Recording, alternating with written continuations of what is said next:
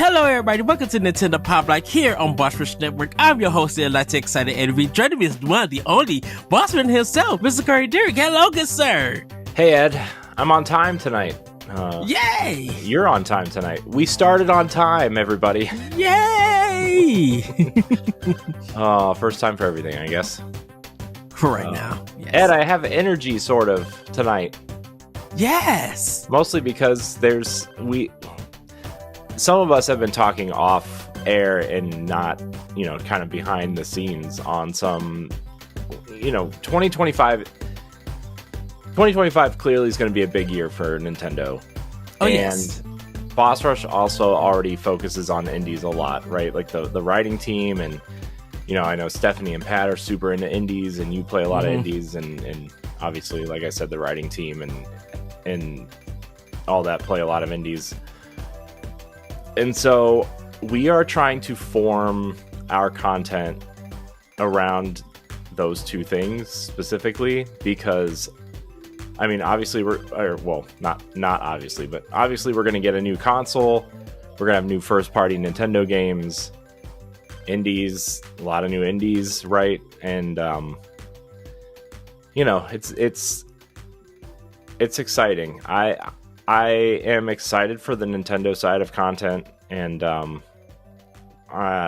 it's just I don't know what else to say yet. I'm just very excited for some of the things that we talked about, and that you, me, and Stephanie are kind of on the same page, and I know Stephanie wants to be more looped into this side of the stuff and be on the show sometimes, and people had a good reception when she hosted with me a couple weeks ago. Yes. When you were out, and I don't know how much things are, I don't want to say they're changing, but like there's going to be an extra focus, I would say, on Nintendo specifically next year, and kind of get back to like the roots of what Boss Rush started as, right? And Pow Block, and I'm really excited, and like I said, I'm not trying to use the word change because I don't think anything's changing. We're just, the emphasis on that stuff is going to be prevalent. I like evolving. We're evolving. I wouldn't say we're evolving. I'd say the focus is shifting. Look, that's the same thing as change. Evolving, I guess evolving has a more professional sounding feel to We're not there. There's nothing professional about this operation. Stop trying to act that way. Stop it. It's so weird that when I try to be serious, I try to be like on a professional level that we're doing stuff, and then I get shut down. But then when I start talking the wacky stuff like hot topic or something, and then you're professional and serious, you just be like, no, this is it. I'm just like, wait a minute, hold on. Yeah, well, I do what I can. The dynamic balance, I should say. Yes, everybody. 2025 is definitely going to be a big year, just not only for Pow Block, but like Corey mentioned with Nintendo. Once we learn about their new console, it's going to be about who's going to be the developers, indie and third party, or even second party, like the publishers, what games are going to be coming out. We already got the information about backwards compatibility. And what is that going to mean for the system when we actually see it in action? Because it's different just saying, yes, we're getting backwards compatibility, but how's the output is going to be onto it? Give it to Microsoft for their backwards their backwards compatibility. Couldn't get it out because they really upgrade that version of the game, so when you play it, it's running differently than you would play it on its original hardware. So will that be the same thing for Nintendo? We don't know yet, but it's going to be exciting if it is happening. Definitely Digital Foundry is going to get all into that, but it's going to be a very big year for Nintendo, for gaming in general, because um, still there's going to be a lot of big AAA games, first party stuff. But speaking of indies, like indies still play a role, and there's still a lot coming out. The PC, the PC crowd and everything, those games, they're going to be important to Nintendo. Like the Civilization series, like that's been doing good. So how's that going to reflect when the next console comes out and everything? So, you know, Microsoft and Nintendo, Sony and Nintendo, like we could be getting um some major things, and we here at Pow Block, we want to be on it. We want to be able to deliver all that news, give our opinions, give you the direct recaps, expansion passes. Like we're really going to be shooting uh driving for it really fast for Nintendo next year for Boss Rush. So just be ready. And when everything drop out, hopefully you guys will enjoy it. Yeah, and I'm already preparing some content outside of the podcast too, which I'm pretty excited about. I have like 3 separate setups for that right now, just in case I'm somewhere where I should be recording something and I'm not. I can just like I have like an old computer over here with like recording stuff on it that's hooked up to this TV up here that has my Switch and my Wii U hooked up to it.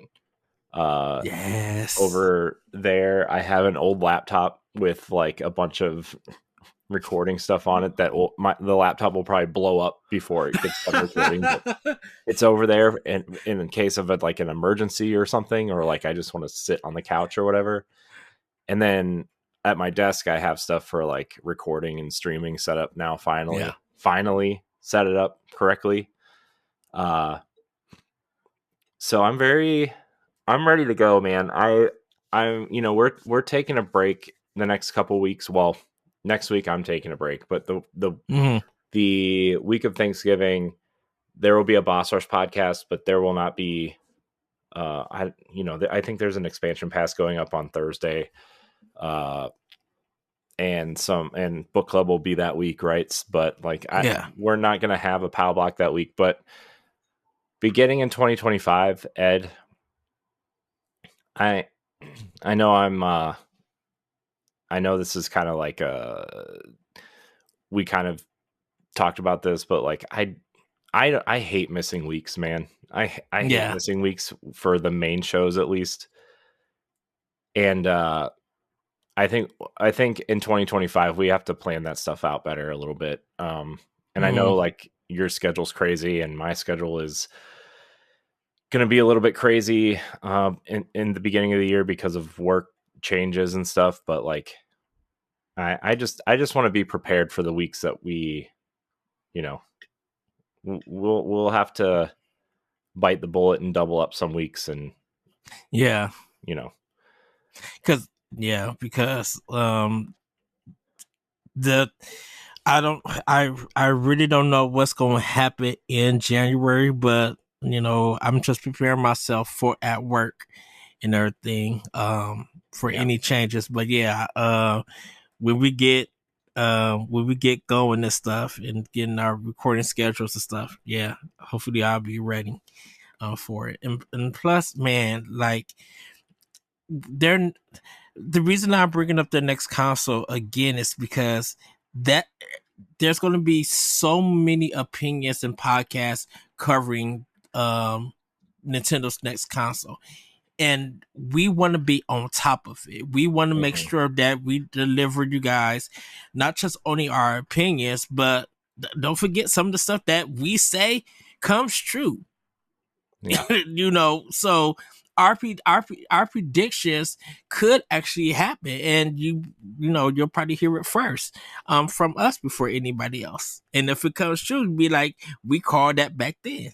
So I was even throwing around the idea of like running the Boss Rush podcast as a dual host system, where we kind of already are. Like LaRon hosts it when I'm not there, right? Like that's kind of how we've been running it. But like I've been really thinking about even taking weeks off from the Boss Horse podcast specifically to cover Nintendo stuff, and letting LeRon kind of take more of the reins of that show. Mm-hmm.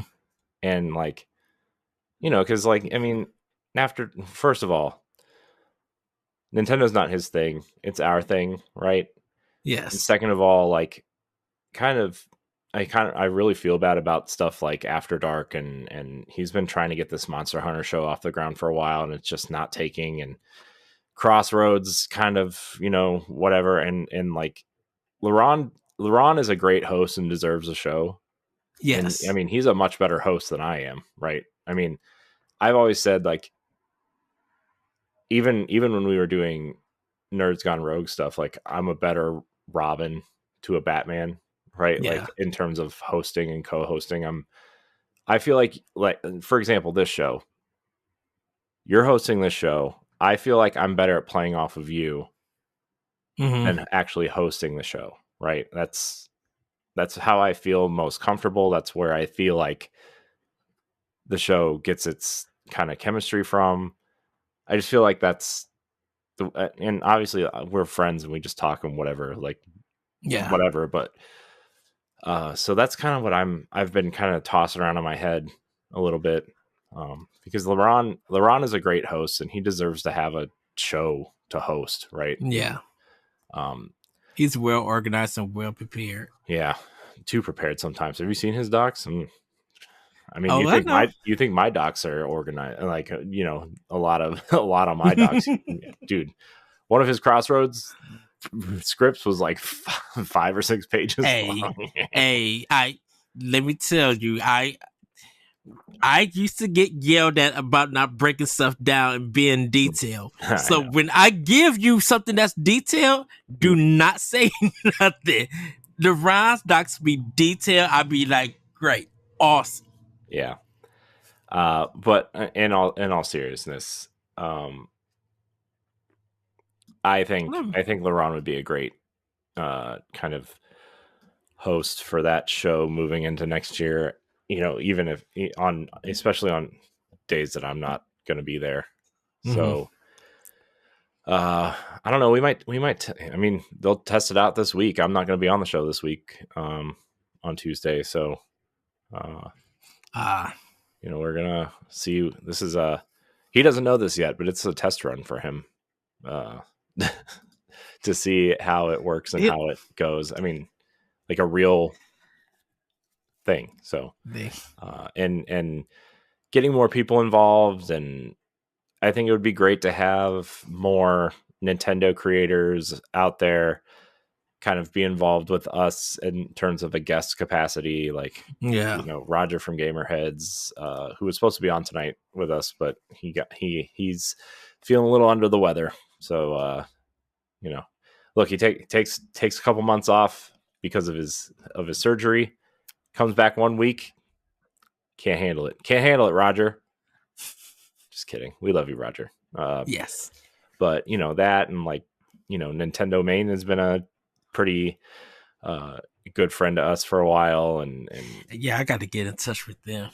So, shout out to Trey. Co-op mode. I want to get Mark and Todd on here at some point.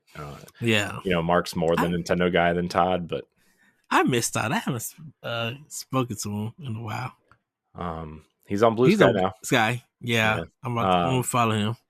Yeah, speaking of them, shout out to Secret Friends. Secret Friends Unite's about to hit their 500th episode this week. So congratulations to Todd and Charlie. And Mark's been a huge part of their growth too on the other stuff. So I don't know. I always look at them and be like, man, they figured it out.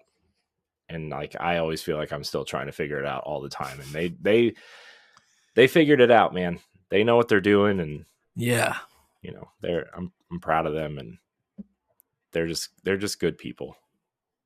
So, but yeah, anyways, Pow Block's on Blue Sky. We're going to be pushing the social media stuff more than just episode updates when episodes are coming out. So, out Pow Block podcast everywhere, I guess you can follow us. And Man, Blue Sky, that took off quickly, didn't it? Yeah, I'm getting like followers from like indie developers and some other people. I'm like, I don't know. Oh, you making this game? I guess I'll follow you since you following me. They see the Nintendo stuff and I'm just like, okay. Yeah. So yeah. I mean, I like the starter pack kind of, what do you call it? The feature where you can just make a list of like up to 150 people in a starter pack, and you can just go through and look and follow people and all that stuff. So that's a cool feature. But yeah, everybody, that's our kind of like little, or I should say, 15-minute discussion. I'm just really excited, man. Can't help it. I'm excited. Look, everybody, Corey did something with expansion pass. The moment I seen it, and you guys will see it too when it get released, I was just like, I need to order this now.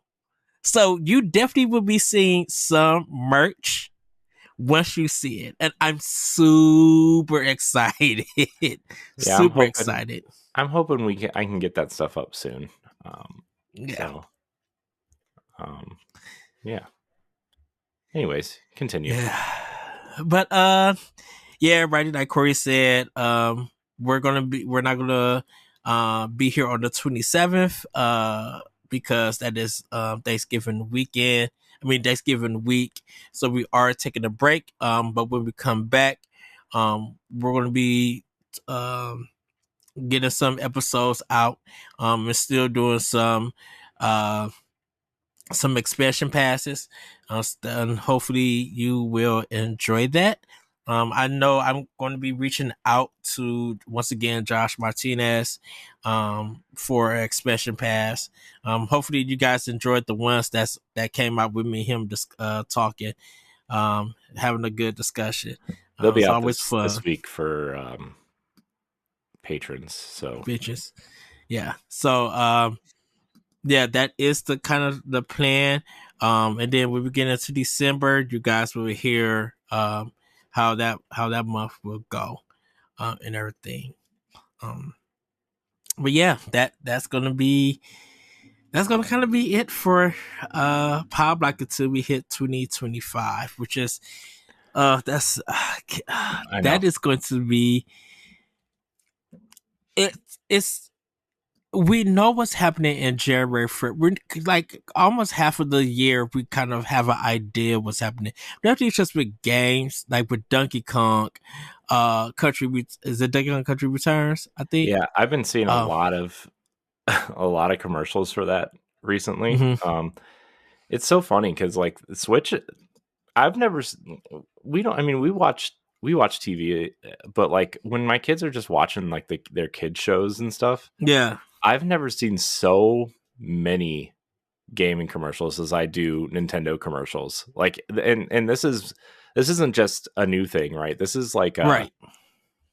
This is like the last since my daughter started like really paying attention to TV, right? Like there are Nintendo commercials everywhere. I saw a commercial for Mario and Luigi Brothership today alone, right? We were letting them watch stuff because I had work to get done and my wife had some work to get done, and it was it's Saturday, right? I mean, they do stuff all during the week, and Riley just got home from swimming lessons, and I saw a commercial for Donkey Kong, Mario Luigi Brothership. Then they had the Mario and Friends commercial, which is Mario Wonder, Mario Odyssey, Mario Party, and Mario Kart are the 4 Mario games they're advertising. Mm-hmm. Which is hilarious that they're still advertising Mario Odyssey. That game is 8 years old at this point. But you know what? We had this kind of chat, and I got to I'm writing this better tomorrow, about Nintendo being so good at marketing games that already came out. So people who are getting a new system or who forgot that game came out and don't have it, Nintendo like brings it back to like remind you, hey, we got this game out. If you haven't picked it up, hey, you might want to check it out. There's the reviews or whatever, where they don't really do reviews and stuff. Like Echoes of Wisdom. Even though that's been out, they still are marketing that game on social media. Like Nintendo of America put out, I saw a commercial for it today too. Yeah, like they ran with the bed thing, and they were just like, she's eepy, and they just show her different things at the bed, and it's just like, this is what I love about Nintendo. They did it with Yoshi's Crafted World, or was it Crafted World? I think it was Crafted World, where the game had already been out for a long time, but they brought it back and they just showed us the crafted song Yoshi, and it was just like, man, they still think about that game. So when you think about it, you be like, I need to go check this game out, and then it's available for people to get. Like it's so good that Nintendo does that, and I think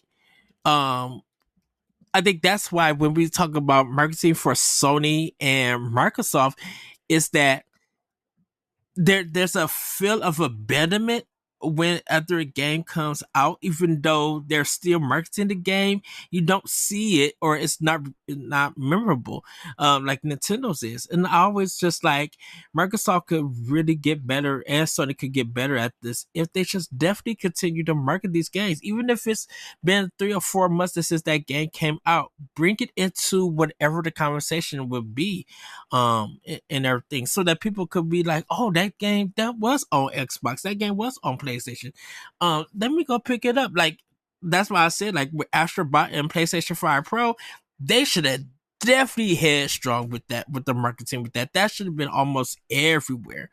So people could just be like, yeah, when I get my PS5 Pro, all these great reviews for Astrobot, yeah, let me pick that up too. To get people an idea. That's why I feel like Nintendo's so good at it. With their games. Heck, shoot, they used to do stuff with Fire Emblem. That game been out since 2019 and stuff. I mean, like, that's crazy. Yeah, it's there's so much, man. There's just it's funny because, like, in preparation for some of the stuff that I want to do, especially being off, for 2 weeks over Christmas and New Year's, and kind of coming back with, kind of like a retrospective of the Switch kind of going into 2025, right? I think that's kind of what we have done in the past, of like, I just downloaded all of the games that came out in 2020 or in 2017 when the Switch came out. And it's just like, my memory card is almost full of just 2017 games. Aside from the games that I'm playing like right now, like, I probably downloaded, like, because I bought them all digitally, like probably like 30 or 35 games today. Yeah. And it's just like, oh my gosh, that's so crazy. For a system, just nuts, man. For a system that some people was really skeptical about, and really just thought that it was going to be a failure, and they got that game. Like, even if you go back and look at some of the opinions about it that was on our show before the Switch came out, look over time what that system has done, and look how the power of having the usage of a handheld device, hybrid, how that just even changed everything. And Nintendo's had not hybrids, but they had handhelds out, but it's just never been at this level where people could play on the TV, but also take it to go. Just like, how did you have a strong 2017 and every year it's just been stronger and stronger and stronger?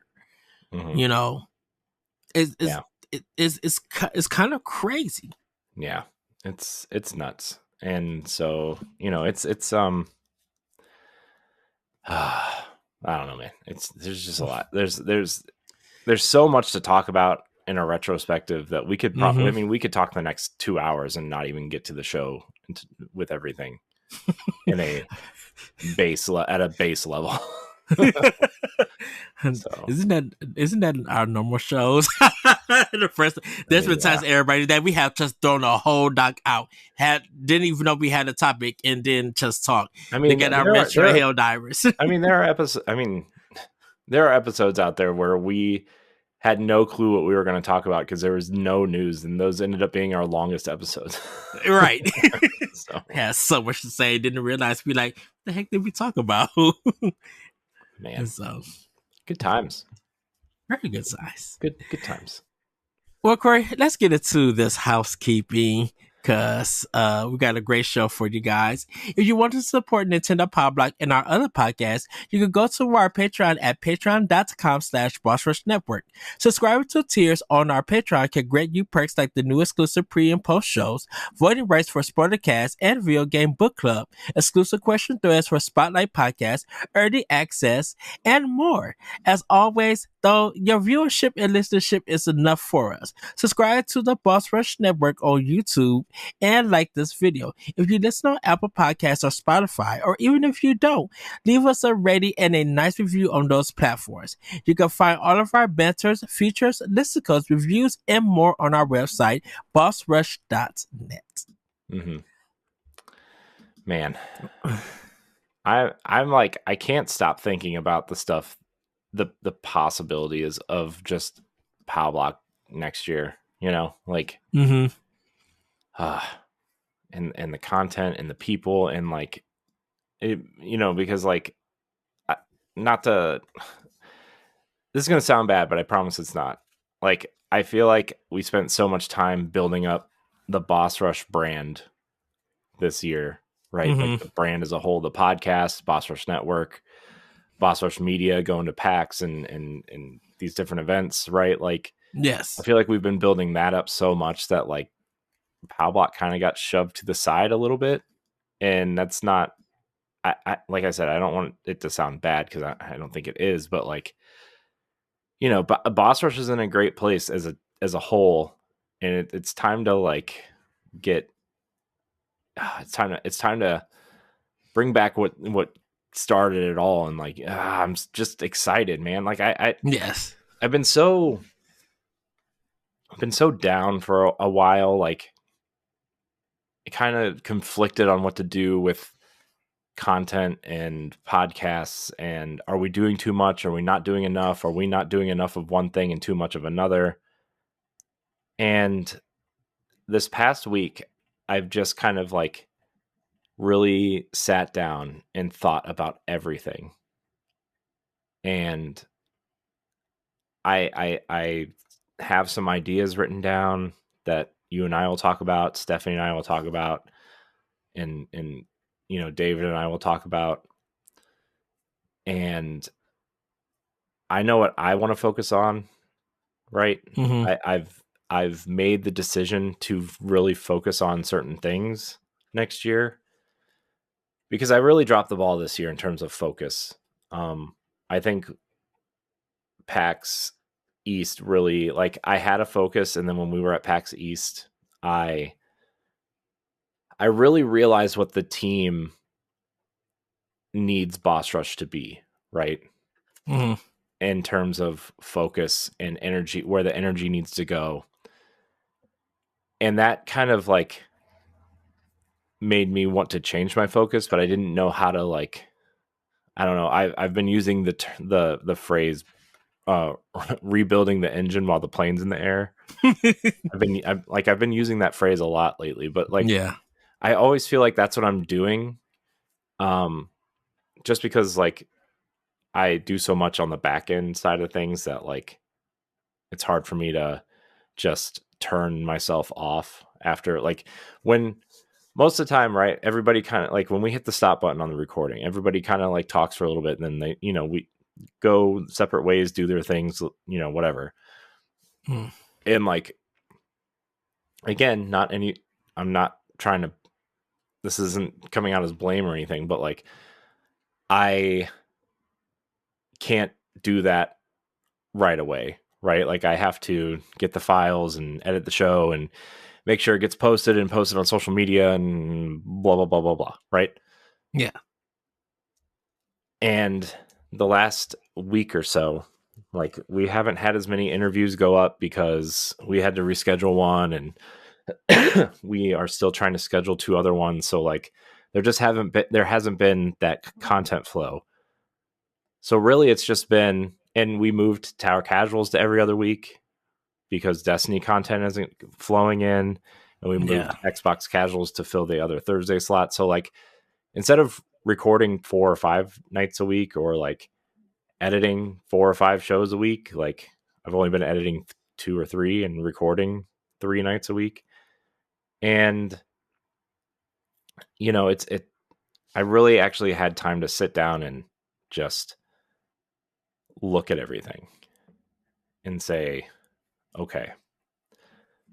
And this is my proclamation for next year, Ed. It's actually beginning now, but we're so close to the end of the year that it's like, whatever. We'll move it to say January. It's for 2025. Yeah. There are 3 things I'm going to focus on. Okay. Nintendo primary, right? Mm-hmm.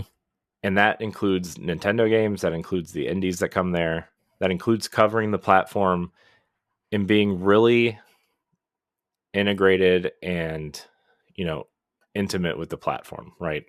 Yes. I'm not saying I'm just gonna, you know, have babies with my Switch or anything. I'm saying like I want to know Nintendo inside and out like we used to, like I used to, and instead of like, you know, right? And that also includes indies, right? Like there's a lot of indies. I think, you know, indies are just kind of part of the Nintendo ecosystem now, a huge part. Destiny, obviously. I mean, Destiny. And tertiary is going to be Game Pass, right? I'll play the games I'm interested in on Game Pass, right? So Indiana Jones, Perfect Dark when it comes out, Fable, Gears, that kind of stuff, right? Like I'll play that stuff. Yeah. And like a select few other things, like an Assassin's Creed is a game that I really want to play, right? So there'll be a select few games outside of the Nintendo ecosystem, but like I really just want to become a platform that people come to for Nintendo and indies. Seriously come to for Nintendo and indies. So I know I've kind of been rambling about all this, and like I just have to get it out and say I think I may have come to a place where I am satisfied with a decision that I've made for my focus, and therefore where we can spend the energy on boss rush stuff. Yes. So, but I will be done talking now because I'm sure people love hearing this stuff. Well, there is, you know, constant update stuff and everything at this time, but giving people a heads up to say that, yeah, we are excited for 2025, and you know, Nintendo's really gonna bring it. Like, I think it's gonna be interesting, and there, right? We're gonna get to Nintendo, trust me. I think what's gonna be interesting is that depending on how Nintendo is going in a few months, if we get back to PAX East in 2025, I'm hoping to go back this year, hoping the whole team or the team could go back this year. It's going to be definitely talking to a lot of those indie developers again, and just even maybe some AAA developers to be like, you know, hey, we talked to you guys last year. Now we're talking to you guys this year. How do you guys feel about the new console? Because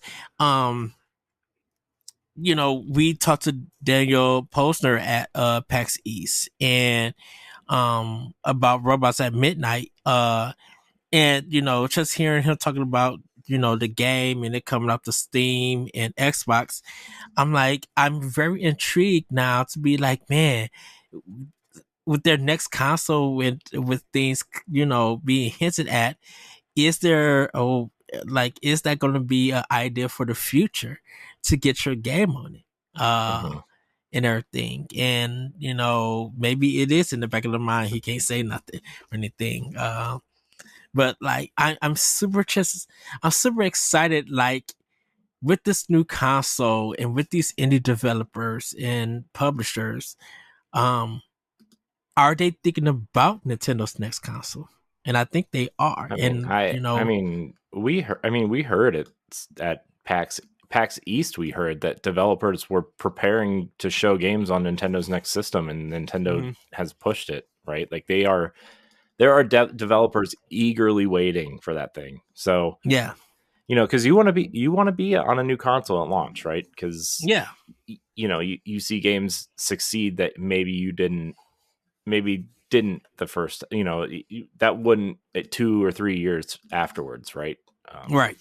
I mean, you even see Ubisoft struggling with that, right? With Mario and Rabbids, like look how well the first one did right out of the gate, and even had that long tail. And then they released that second one, and it it sold, but it didn't like blow the lid off of anything like the first one did. So right. Which I totally expect some sort of definitive edition on the next console. I'm going to be honest with you. I think so. Especially if the next Mario game isn't ready at launch and it's going to be the holiday game. You want to have a Mario game there, so why not put that one out? Like a definitive with all the DLC and maybe some new levels. I think we're still waiting to see what is going to be that it game, that the launch game. I mean, because I called it the it game because, like, if you look at PS4, you would think that it was Killzone, but it was Resogun, right? But it's the same thing as like Nintendo wanted 1-2 Switch to be a thing, and the best multiplayer game that launched with it was Snipper Clips, right? Like that's the exciting part. Sorry, right, I know that's what you're getting at, but but Breath of the Wild was that it game, but then Mario Kart became that it game, and then just month after month for the Switch, it was just like, what is the it game? We definitely know that it was Breath of the Wild, but there was so much coming out for that system to be like, the Zelda. Then Mario Kart 8 became the it game because look at the numbers. The numbers don't lie. And also like how many Splatoon 2, right? Yeah, like Splatoon 2 was coming, and ARMS was like, ARMS had like a surge a little bit because of like character designs made people very excited, we'll say. Look, Xbox One for me, that it game became Ori and the Blind Forest, and then when I found out Rise of the Tomb Raider was exclusive, I'm like, oh, I have to have an Xbox once that game dropped. Yeah, that game's amazing. Yes, and even though we don't have a it game for Series X just yet, Hellblade was supposed to be that it game for the system, because I think that was the first game they like really showed off the system what it could possibly do. Hellblade 2, everybody, I should say. And so even though Series X is still trying to find that particular game, I could literally say that's going to be the thing that we're going to be looking for next when their next console come out. It's just like, what is that it game? But everybody, we're gonna hop into Snacktendo. Man, Ed's trying to get the show pushed along. Well, because like you said, we could spend 2 hours on this. I know, but I don't care. I want to do the show that we want to do, right? And people are just gonna have to suck it up and listen, or not, whatever. So I actually tried the Domino's New York style pizza. I couldn't tell the difference. I'm like, there's no difference. It's flatter. And they cut it into bigger slices. Yeah, well, it wasn't even the bigger slices because it was a medium. Shoot, they gave me a slice that was this small and everything else was right. I'm like, this is not right, but I guess so. Yeah, that's pretty much it. And I am going to experiment more, everybody, this week. Oh I'm going to boy. be going. Yeah, I mean, I had some Jersey Mike's that was really good. But yeah, like I think tomorrow, the day after this recording, I'm going to try to go out to some places and get something to eat, try some new spots. To talk about it when we come back for the show. I will say, everybody, Arby's mozzarella sticks is still bomb big. I don't care what anybody say. Dude, I haven't had Oh, those in so long. so cheesy and so good with the mozzarella sauce. I know. I'm so Yeah. jealous. Man. Yeah. Question: how was the grilled chicken that you made last week? Oh, it was okay. I used that barbecue rub, which was good. It was just Mhm. I don't know. I shouldn't have used the applewood first because it has just ruined everything else for me. So the applewood is still a winner. The applewood's the best one by far. By Okay. far. No question. Um, but yeah, it was good.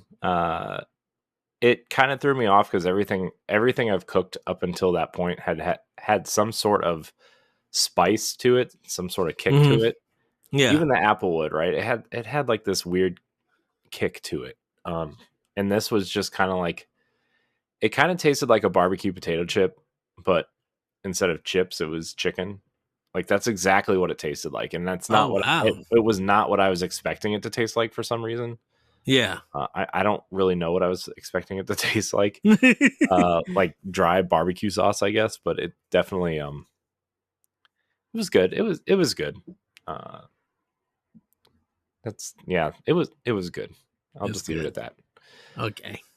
I will be trying the Cajun stuff tomorrow, though, Ed. So Ooh, I'm excited. I know you'll probably cook it and send me the picture of the nice grill. I'm like, oh yes, but you have to cut it to one and just taste it and just text me like, yeah, I'll just thoughts, thoughts, thoughts, thoughts, I'll thoughts. put a short on YouTube about my um uh, yeah, yeah. good Well, times. I did finish my adult beverage of my watermelon punch. I would say, I won't say the brand, just gonna say that. Uh, and I had some Twinkies, some banana Twinkies. So they're the Twinkies with a banana flavor. For it. I got it at the grocery store that I normally go visit. So I got it there. Because I think it was their first time selling it. They normally don't sell it at that store around this time. So it tastes like a banana cream pie. If anyone who like that kind of flavor and stuff, it's not bad. It's really good. Um, uh, it's a really good hostess cake. So yeah. Nice. So yeah, I'm definitely going oh, I forgot, I also got some sushi last Saturday. I don't know if I talked about it, but I probably did. Um but I was gonna get some today, but like I said, I didn't feel like going anywhere. I just Yeah. feel like staying at home on this recording day and just playing video games and Man, everything. I would love to just stay home and play video games. Yeah, well, everybody, I gotta get ready because after this week, oh, it's a 6-day work week. We actually got our holiday schedule for my job. What holidays we're gonna be working and stuff. Mhm. Um, so we're everybody got to work Christmas Eve because we're closed Thanksgiving. Okay. Um, I am working all of Christmas Day, but I got New Year's Day off. So I'll be closing New Year's Eve because mostly everybody don't want to close. So and it's just a weekday.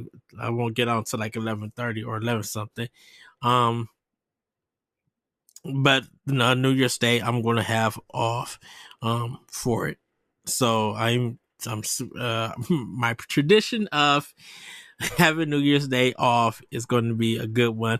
And then I think for lunch, I'm gonna go to one of my favorite places. That's by my house. I normally for New Year's Day, I start the year off getting a cheeseburger meal from this place. So I'm gonna go there, pick one up, the cheeseburger meal, and then eat it at home and stuff. Yeah. Nice. So, and not have to deal with any nonsense. So, good luck to them. Sure. We getting that phone call. Oh no, my phone's gonna be yeah. I'm denying any phone calls.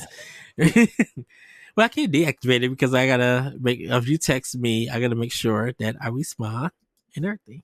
So. But everybody because I'll probably end up texting you. I don't know what's going on. But everybody, it's time for Play with Power. And Corey, we got a good list between us two, a good mixture. Yeah, I mean, you probably have more to talk about than I do. Like I said, I've been working on all this. I've even gotten a jump start on the Bossies stuff, Ed, because I am not doing what I did last year and wait. I mean, obviously last year was our first Bossies and whatever, but like, man, I am not waiting till the last minute this time. That took way longer than I expected it to take. And so I have started already. And Stephanie began a doc, and I am just ready to like maybe take my time with it this year instead of rushing it. So we will see. But I'm excited to see what games we're gonna be talking about and nominated. You know what else I'm excited for though, Ed? Is we're gonna have guest presenters this year. Yes. So like Roger from Gamerheads is hopefully gonna do. These are just ideas, and Mark and Todd from Secret Friends, and Matt and Jeff from Fun and Games podcast, and maybe Dan O'Mac and a few others. Like I want to get some people involved and really, see if we can make this thing bigger than it was last year, which last year it did pretty well for us. So yeah. I almost cried at the end because of your thanks. So I'm just like emotions. We only had one. The first time is always the time you have to do something special, because then it's just we do it, the awards. So but yeah, I'm happy. I'm gonna see if there's certain people I would like to be involved that I like people, right? I'm gonna see if some people will do it for us. So it's a little way forward. Bigger than way. I mean, yeah, way forward would be awesome, but bigger than way forward. Anyways, just shout out to them. Yeah. Well, everybody. So, I'm close to finishing up Dragon Age: The Veilguard. I'm sorry, I dropped Metaphor with Fantasio. But why, Ed? I'm just not feeling that game. If it's not for everybody, I would have to give it. So using our ranking, 1 to 5 stars, I probably would have to give it a 2.5. Yikes! Why? Is it unplayable? It's playable. I think I think there's so much that the game doesn't allow you to do, and you get penalized if you're trying. Like, you get penalized for some things when they put you on a day limit kind of cycle. Well, yeah, that's the point of the game, though. But the calendar is the point of the game, though. True, it is, but when they don't give you a chance to get stronger, in a lot of places, like you can't really grind and stuff, and you're playing it on difficulty, the difficulty ramps up oddly. And like, well, they're talking about there's so much hand holding and talking and stopping you in brothership. I'm like, shoot, have you not played the Atlas game? I mean, there's so much talking. There's so much cutscenes, and you really It's a can't do. story-driven RPG. It is a story-driven RPG, but I need the RPG part and not the story. Let me get stronger so I can continue the story and not get my tail beat. And when you take that part away from the game, what is it then?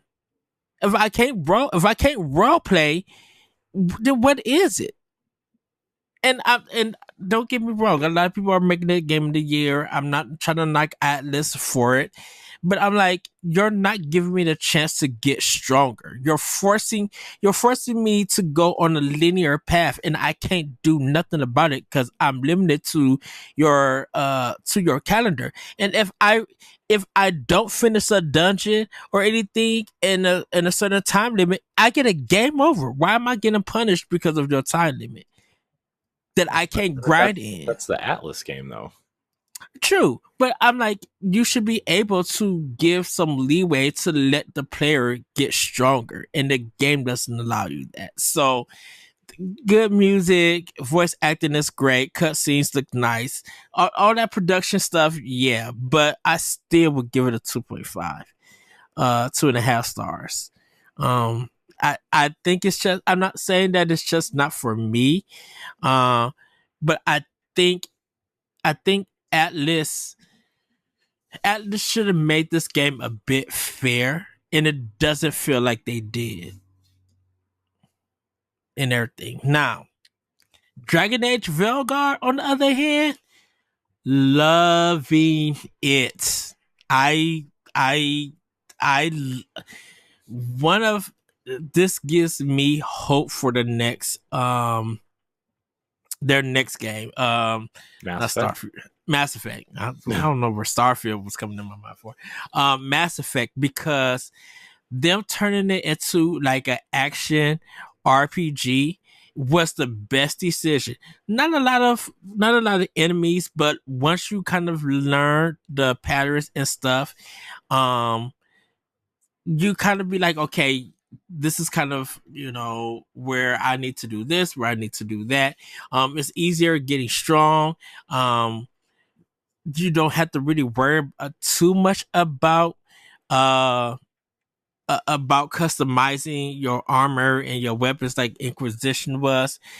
This is very easy to, upgrade your weapons and your special abilities for it. And yes, you do fight dragons in this game, and I will say I got a trophy for fighting certain for something that's related to the dragons, and I was just like, oh, okay, cool, awesome. But the stories are really good for all the characters. I did romance somebody. I won't say who, but I did romance somebody, and right now I'm just doing kind of like side quest stuff before I get closer to the end of the game. I'm literally like at 44 hours in this game, and I've been playing it ever since I brought it. So, and I am going to get into Brothership, everybody, but I took it out because I picked up Dragon Quest 3 and Lego Horizon Zero Dawn. I'm going to start with Lego Horizon Zero Dawn. This game is funny. It's good. Called Lego Horizon Adventures. Ed. Oh, Lego Horizon Adventures. I'm sorry, everybody.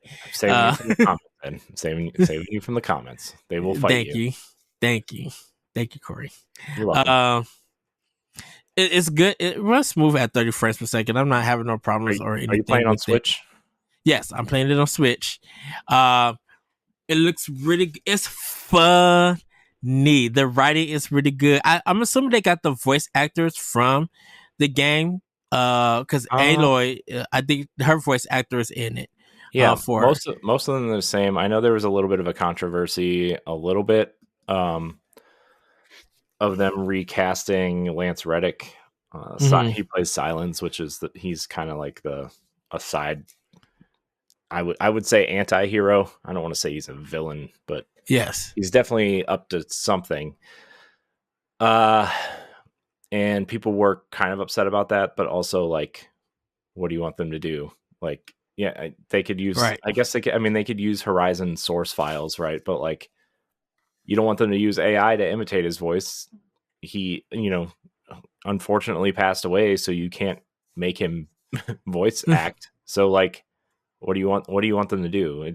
I understand, rough spot. They're gonna have to figure out what to do with the third game, right? But like, I don't know. But yeah, I think overall most of the cast is back in some way or form. I'm really excited for this game. I haven't purchased it yet. There's too many games in November, man. I mean, you got Mario and Luigi, you got Lego Horizon, you got Dragon Quest 3, you got Marvel vs. Capcom physical comes out next week. Yeah. There's something every week, man. There's so much. Yeah, it's done until I think Indiana Jones. It's the first week of December. Next month. Yeah, I think that's the last big game, but I think something else is dropping. I gotta see. What? Yeah, something else is coming.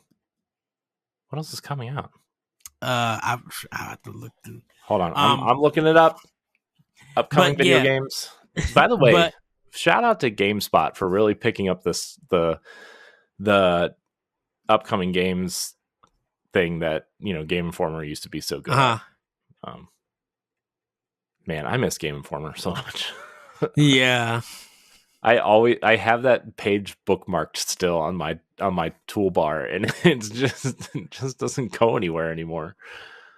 I feel so bad. I'm sorry, everybody from Game Informer. I did follow them all on Blue Sky though.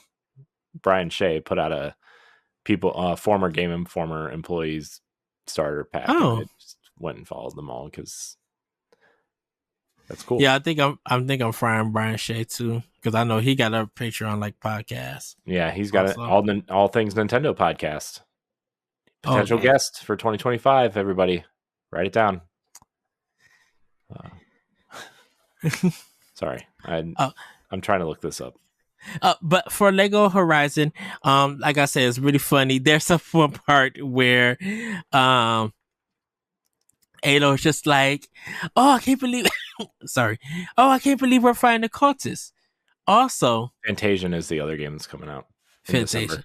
By the way, side tangent: if you do not have that game pre-ordered, pre-order it. There are rumors going around that it is going to be extremely short printed, especially for Switch, because only Amazon is taking pre-orders right now, and there's just a lot of scuttlebutt saying that game is going to be hard to find if you do not pre-order it. So who's publishing it? Square Enix.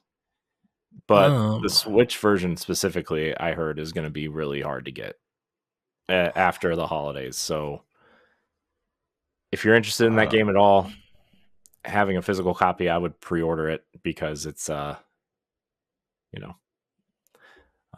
but yeah, that's the other big Switch game coming. Animal Crossing Pocket Can't Complete for phones is coming out. That $10 kind of offline version is coming. Marvel Rivals is the week before Indiana Jones. Legacy of Kain is also coming that week.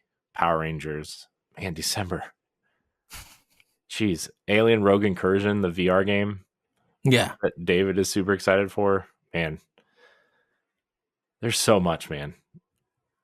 I don't even know what's wonder if there's even a 2025 list yet. That's something they got to do. Game Informer had the 2025 link in November. All right, guys, come on. GameSpot, if you're going to start picking up this slack, get that 2025 list up there. Sorry. Oh, wow. Okay, so yeah, because you could get the game from Square Enix store or from Amazon. I'm probably going to end up pre-ordering it from Square Enix themselves. I just got it from Amazon because Amazon. don't care. But yeah, I won't order it to Thursday. Once I get paid, I'll order it. Because like everybody could get it digitally anywhere.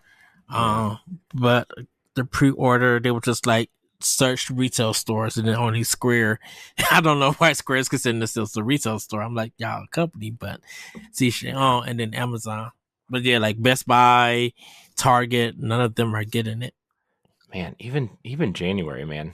You got Donkey Kong Country Returns, Star Wars Jedi Power Battles, which I loved on the Dreamcast. Tales of Grace's F remastered. Man, February, you got Assassin's Creed, you got Kingdom Come Deliverance, Avowed, Trails Through Daybreak 2, Monster Hunter Wilds. Man, February's... Is Wilds actually in? I thought Wilds was in March. Oh no, it's February 28th. And then March you have Suikoden 1 and 2. That Tales from the Shire game people are excited for. Man, next year is already, and then Xenoblade is coming. Tales of Grace's F is supposed to be. Oh, I gotta find a release date for that one. That's January 17th. Tales of Grace's F. It's the day after Donkey Kong, so it's a Friday. Okay, then I will order. I'll have those two ordered to get. Oh yeah, that's gonna be a lot. Monster Hunter's WoW is going to sell gangbusters. I swear if that game don't become a nomination for Game of the Year, I would be super shocked. Yeah, but yeah, Xenoblade Chronicles X definitely in March. Should be like, yeah, I need my copy now just to make sure. Do not mess around with my with that game. Oh, but yeah, Dragon Quest 3. I only played about an hour and a half of it. Only reason why I say that everybody is because the older games you have to grind because like you could get your party could get half of themselves destroyed in the first two battles. So I'm just like, let me get strong and everything. And the experience points they give you is so little, but you have so much that you got to try to get. Like you'll start off and be like, okay, you got 10 experience points. Well, your first fight might only give you 3 depending on who you fight, but the next one might give you 7. And everything. So it's going to take a while to get stronger in that game. So if you got a lot of podcasts, if you got music that you haven't heard yet, albums you haven't heard, whether it's on Spotify, listen to Nintendo Pow Block. If you missed a lot of our episodes while you're playing this game, by the time you get to the episode, get in with those episodes, you might go up 2.5 levels. So, and I'm talking about our 2-hour episodes, our 2-hour plus episodes, everybody. So yeah, but it's beautiful game. I'm loving the sprite work. It looks really, really good, and that. I think the music is not recorded. I think it's just files that they have and stuff, because the way that it sounds just sounds like past games for the music, but it's so good. Just in its execution, I'm like, oh, yeah, this is pure goodness right there. I love the Dragon Quest games, and I love when they use a symphony for their soundtracks.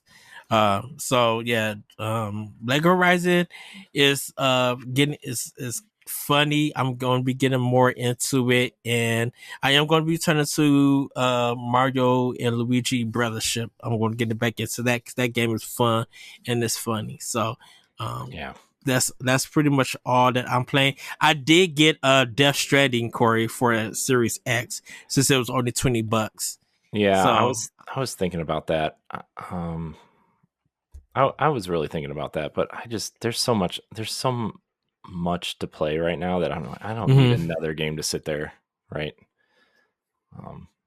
I don't know. I'll get it eventually. I just not. There's too much to play, and I haven't played it yet, so I'm not going to add another game to the pile already. I do need to pull up a list of of all the releases of 2024 and just see the stuff that I play versus the stuff that I beaten. Because I know I got a lot of the Nintendo stuff, but like I'm missing Princess Peach and I got to go get that. I already know everybody. I need to get MEO before that's hard to find. Yeah. Yeah. That's the one that I'm afraid is going to be really hard to find at some point. Hard to find. Yeah. I'm like I said, I'm caught up with my Xbox stuff. Besides Flight Simulator, and I still haven't gotten that Forza Motorsport. But I'm like, I had just realized that a lot of stores didn't get any physical copies of that game.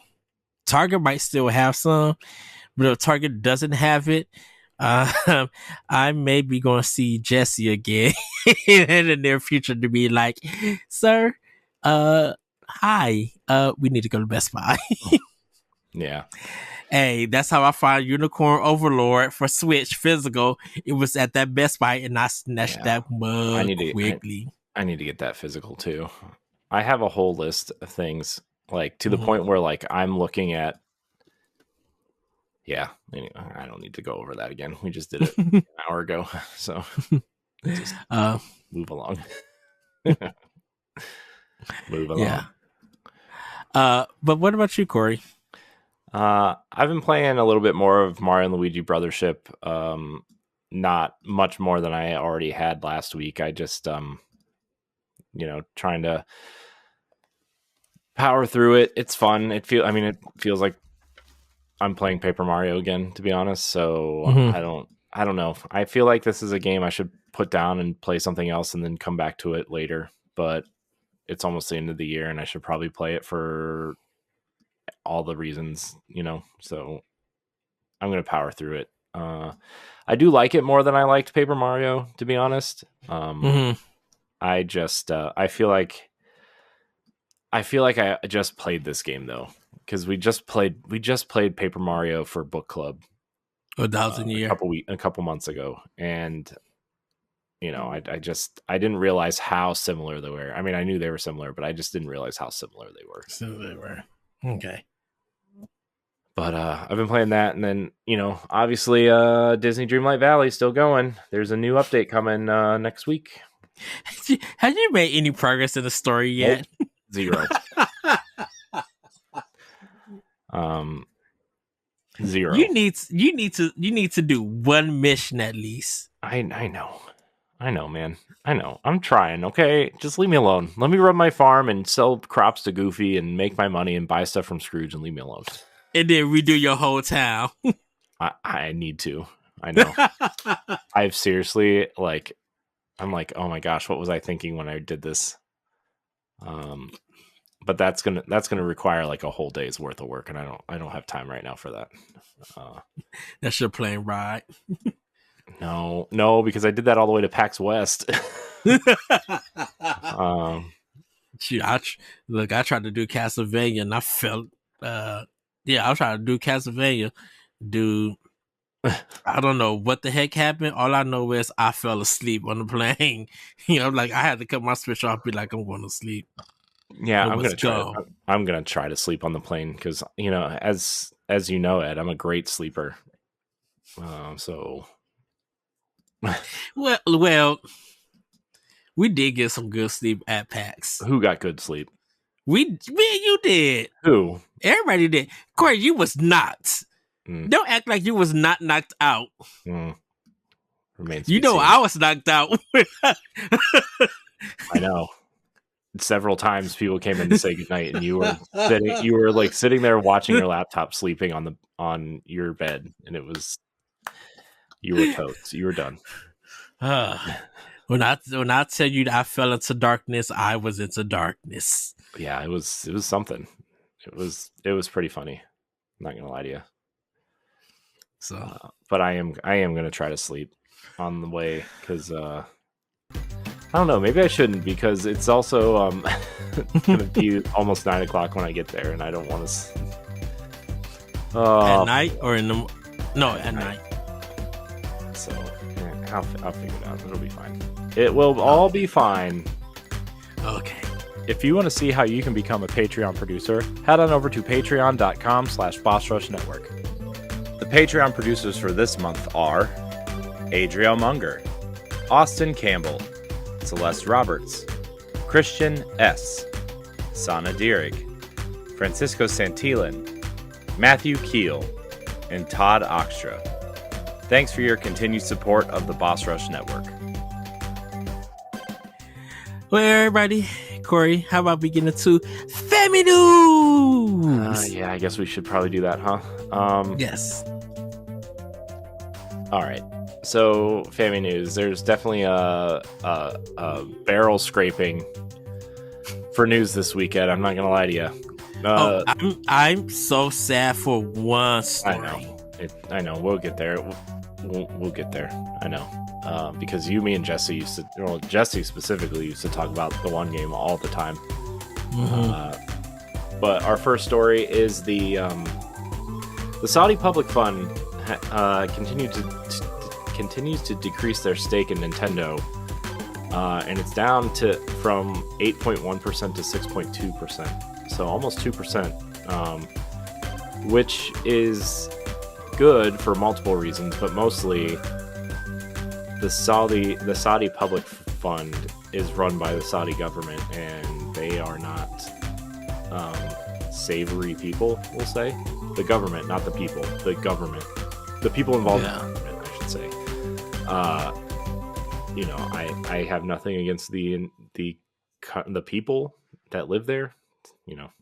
Probably not their fault that they live there. But if you support any company that has investments from them, you're supporting their government and tangentially. And look, it's really hard to live a morally positive, like 100% morally positive life, right? Like, I mean, look, our phones come from China and Taiwan and parts of India, and all these other places where they don't pay pay people at all sometimes, and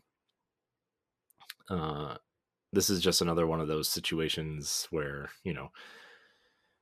women have no rights, gay people have no rights, trans people have no rights, like to the point where if they catch you, they kill you in the street, straight Mm-hmm. up. And yeah, it's just not a great place. But the fact that they are kind of divesting from Nintendo is good. They already own the entirety of SNK now. So yeah, wow. and they're kind of like Tencent, where they have a little bit of money everywhere, not as prevalent as Tencent, but they do definitely have a little bit of money everywhere. So just keep that in mind, I guess, when you're looking at games and how savory the people are investing in the companies you buy from, which is another reason why you should probably support indie developers. But I will continue to buy Nintendo games because, and like I said, the decrease is great. And hopefully that number continues to go down over the next couple years, right? Because it's going to take a while for them to divest fully, I guess. Yeah, and that's what a lot of people want. I think they're trying to move into PlayStation, to be honest. They've invested in some of Sony, I think, in some ways, and good luck with that. Mm-hmm. So, any other thoughts, Ed, on this? Nope. Great. Moving on. Sad story, Ed. Tequila Works has closed its doors. You may know them from games like Rhyme and the once Stadia exclusive game Guilt, which ended up coming to other platforms last year, I want to say. But it's just sad because Guilt kind of put them in a bad place, and they had another game before Guilt, which was what was the game called? I forget what the game was that they did before Guilt, but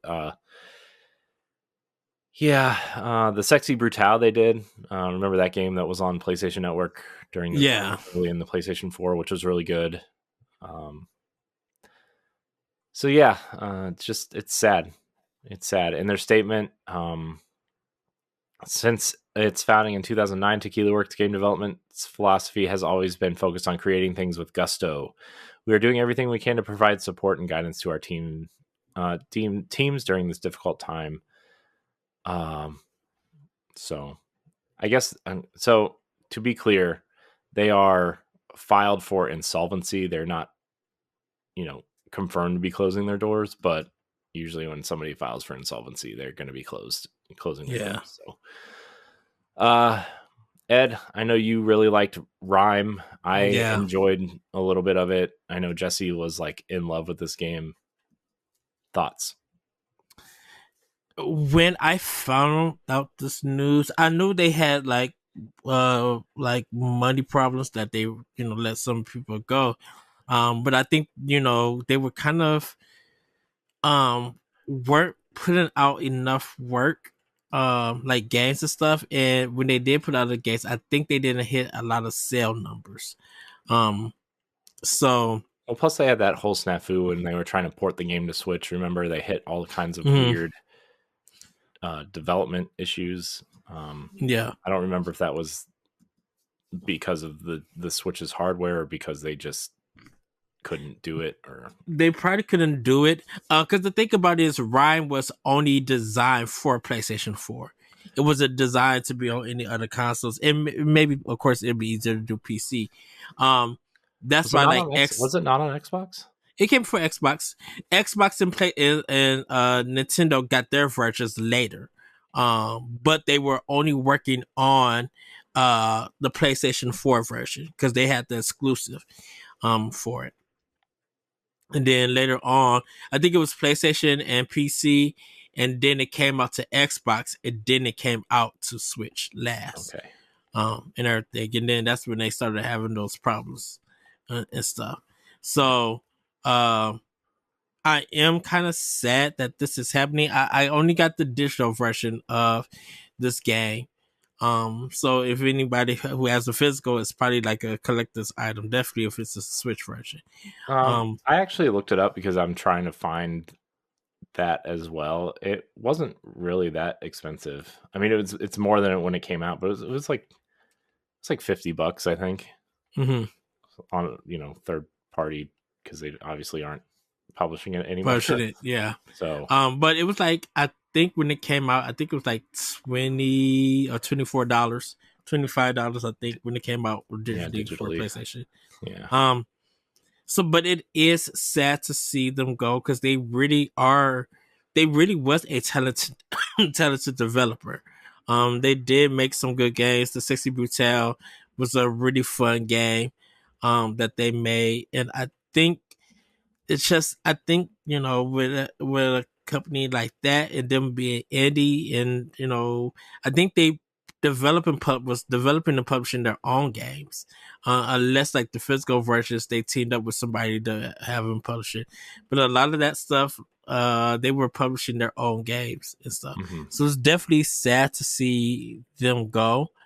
um and I think this it's gonna I just thought about it now and it just didn't hit me way ago, but I like this is a company that Nintendo should have brought in the sense. Well, Um I mean, Nintendo doesn't really buy anybody, right? I mean, they're yeah, not I mean, they just came out in a statement recently and said they would rather grow organically than purchase, right? purchase. Yeah.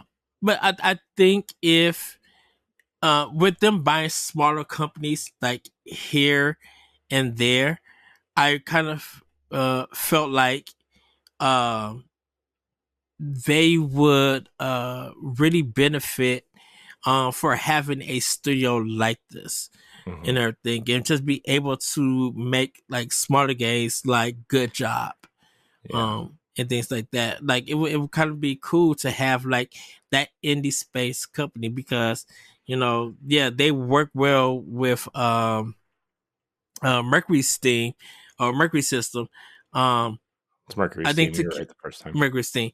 I think Tequila works with it did some great work with Nintendo to do smaller games for it and bring some kind of creativity. Definitely with a company like them, they know how to do different art styles and stuff.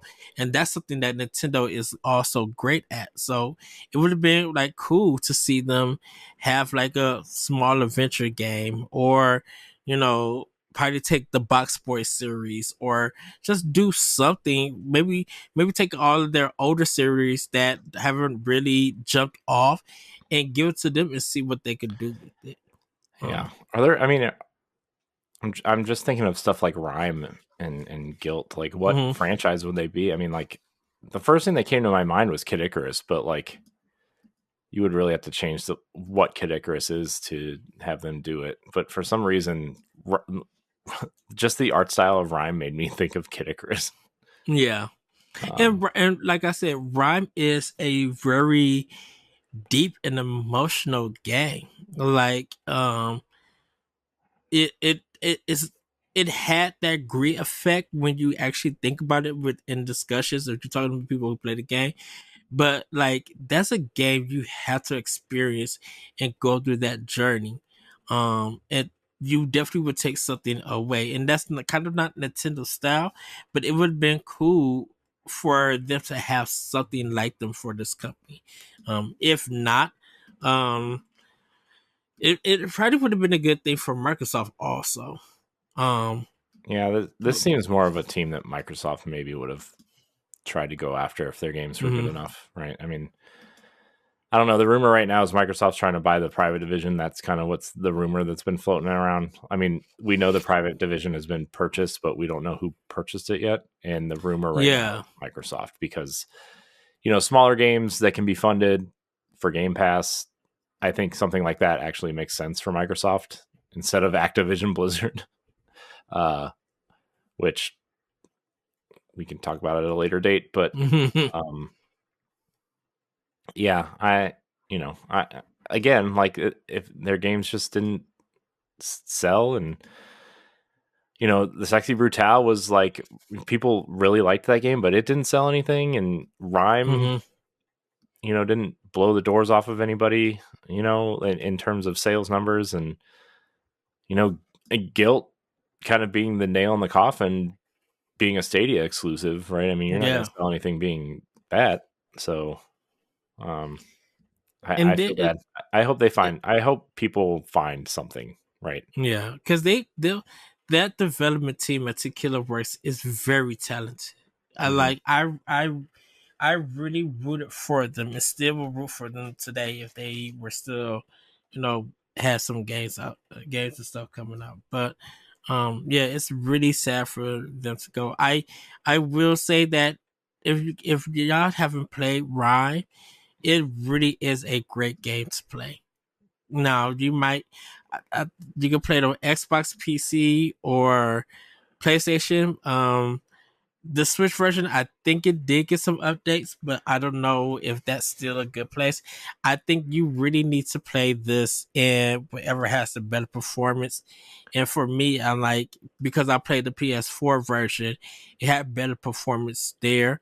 It may have better performance on Xbox or just if you have a PC, play it there too. Because I think you just need something with a better performance to play that game. Because man, that when you get close to the end, you do not want any hiccups or any problems. You really want to see that game all the way through. Yeah. So hope everybody lands on their feet. It's a tough situation. I feel like we literally talk about this every other week about somebody closing. You know, the Tales of Kinsera Zhao studio also filed for not insolvency, but they filed to because you know what do they call it? Their employees were notified of redundancy, so everybody got laid off, but the studio still exists. So we'll see. I feel like we're gonna see things continue to go downhill before it gets better. But that's this industry, man. I mean, it's tough. I see people I mean, just like, again, not to like push us on Blue Sky or anything, but the amount of people that are just like trying to do something that have, we've connected with on Blue Sky is just, it's just like, there are so many people out there trying to do something, and it's, Yeah. and that's developers and media and personalities and creators and stuff. So I don't know. We're kind of lucky in that respect where we have the audience, but like, it's tough out there, man. Yeah. So support your devs, everybody. Support people. Yeah. All right. I guess we should probably move on, huh? This Yes. next story, if I can find my doc, because I have 37 windows open. This is a wacky one. Yeah. So Nintendo has Nintendo obviously goes after hackers and the emulation market and people like that, modders. But this one is really crazy. So no, stop giving me pop-ups. Nintendo cross-reference Reddit posts and hardware repairs to locate a Switch pirate. This comes from Eurogamer.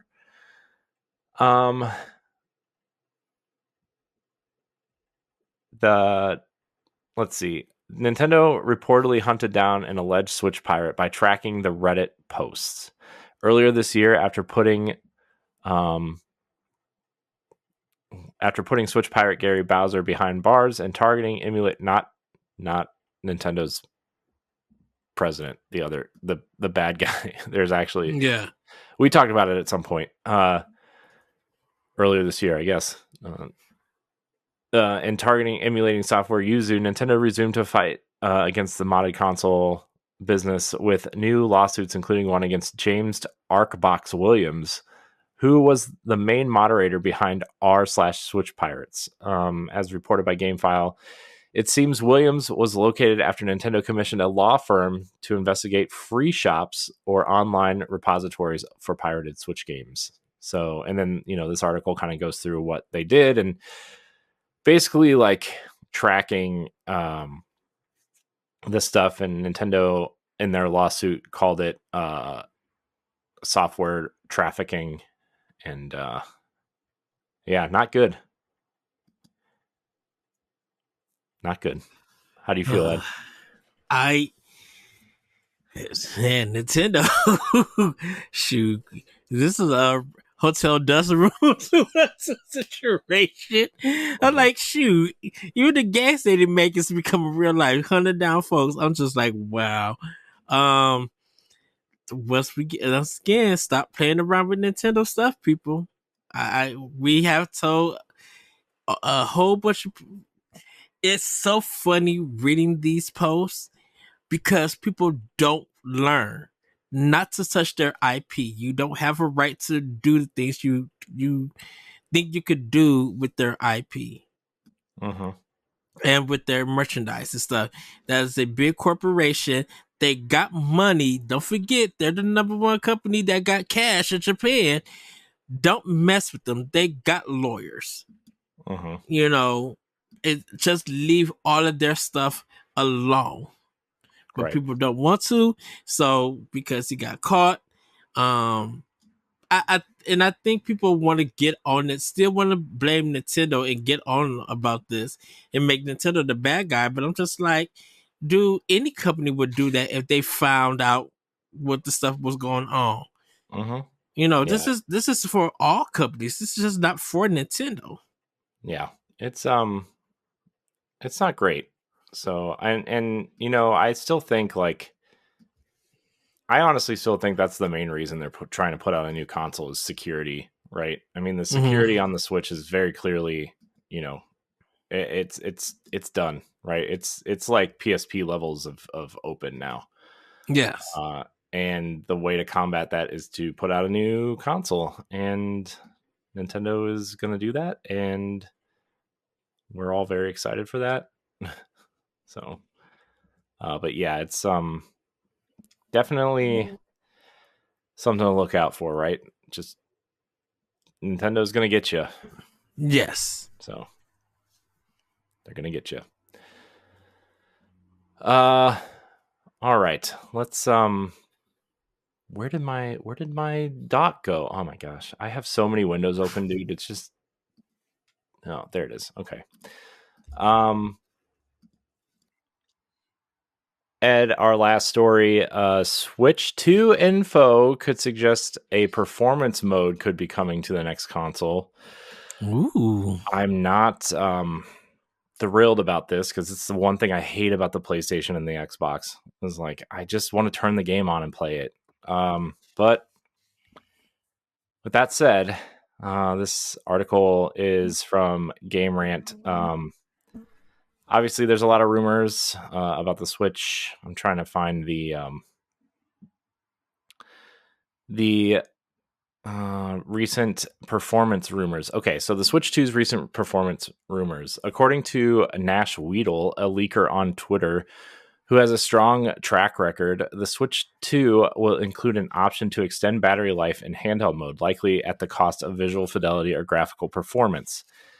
As with any leak or rumor, this ought to be taken with some salt, but such a move by Nintendo, however unprecedented, makes quite a bit of sense. Longer battery life is something that Nintendo desperately needs. The Switch's primary selling point is the hybrid console. Obviously, let's see.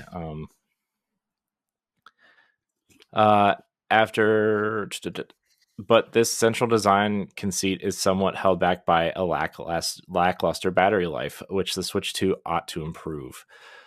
With graphically demanding games like Zelda Tears of the Kingdom, it's not uncommon for the Switch to only hold a 3 or 4 hour battery life before shutting down, a major downside to those playing a Switch without a TV. For this demographic, the modest drop in visual quality or some other feature could be worthwhile to price to pay for significantly long-lasting battery. Switch 2's performance mode would prioritize longer gaming, not FPS. So you have that, and then so it's not really the same thing, but also like to accommodate frame rates, obviously the visual fidelity drops even on the current consoles, right? So even the PS5 Pro has that issue. So I don't know, man. It's weird. I don't like this kind of stuff. Just I don't know, if you have to make the console a little bit thicker and put a like a different type of battery in there, just do it. I don't see the problem. But how do you feel? What do you think? It's a rumor, so it's like they said, take it with a grain of salt. It doesn't do anything for me. Salty. Really. If it happens, it happens. If not, yeah, it's just I just want like that. I feel like that's defeating the whole purpose of the consoles, right? Is like the whole purpose of the console is to plug and play and not have to mess with any of these features. And like most people don't, right? It's been proven that most people don't. But at the same time, it's like, man, I really just I don't want to mess with these things. Exactly. Yeah. Anyways, that's all the news we got, Ed. There are some kind of some major updates coming to games, though. Just to not that we're going to talk about them, but I just think they're notable. Overwatch Classic 6v6 mode returns to Overwatch 2, which I know the community is pretty excited about. Fortnite OG is returning permanently. That was a pretty popular mode last year, I think, or earlier this summer. I don't remember when it came out. But right now, the skins for that mode are Snoop Dogg and Eminem, so you can go check those out if you're a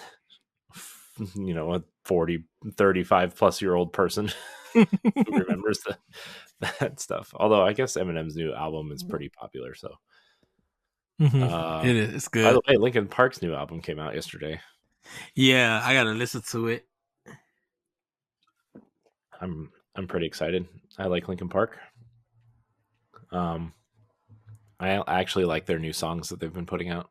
So, and then Sea of Stars, free Dawn of the Equinox update is out with the multiplayer stuff and the new co-op combat and extra features and stuff. So there is a Yeah, paid expansion coming out. What, next year? I think early next I year. think so. Yeah.